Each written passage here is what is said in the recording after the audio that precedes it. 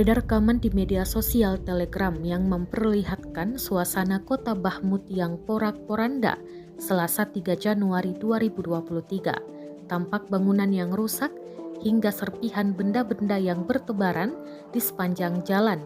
Dalam narasi unggahan disebutkan, di Bahmut, pertempuran tidak mereda sedetik pun. Warga Bahmut masih harus hidup tanpa pemanas, listrik, dan gas karena pengeboman terus-menerus oleh Rusia. Pada 2 Januari 2023 kemarin, sejumlah rumah warga sipil pun dikabarkan terbakar setelah bentrokan Rusia versus Ukraina.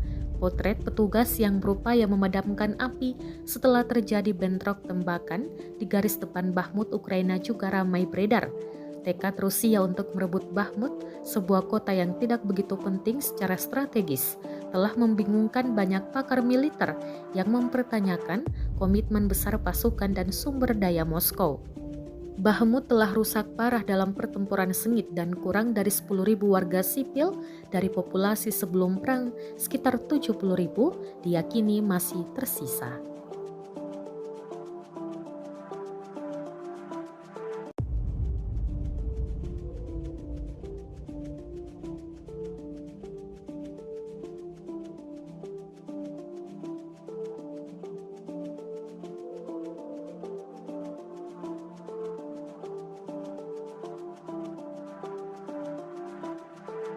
Terima kasih sudah nonton.